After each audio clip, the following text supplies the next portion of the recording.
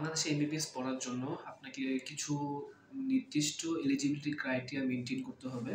তার মধ্যে ১ম এ আছে বাংলাদেশে এমবিবিএস পড়ার জন্য ফার্স্টে আপনাকে সায়েন্স ব্যাকগ্রাউন্ডের হতে হবে, সেটা তো মাস্ট অবশ্যই।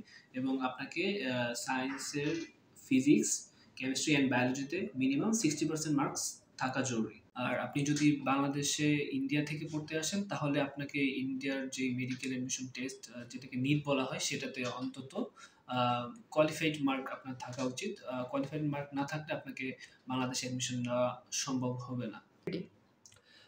এরপর আপনাকে একটি ইকুইভ্যালেন্ট সার্টিফিকেট দরকার হবে, যেটা বাংলাদেশ থেকেই পাবেন আপনি। বাংলাদেশের এমবিবিএস প্রোগ্রামে ভর্তি হওয়ার জন্য আপনাদের যেসব ডকুমেন্ট প্রয়োজন সেগুলো হলো আপনার পাসপোর্ট, আপনার 10th and 12th এর মার্কশিট, অরিজিনাল মার্কশিট অবশ্যই দিতে হবে। তারপর হলো আপনার ভিসা, তারপর হলো আপনাকে যদি ইন্ডিয়া থেকে হয়ে থাকেন তাহলে আপনার নিটের কোয়ালিফিকেশন সার্টিফিকেট, দেন আপনাকে দরকার হবে আপনার ইকুইভ্যালেন্ট সার্টিফিকেট।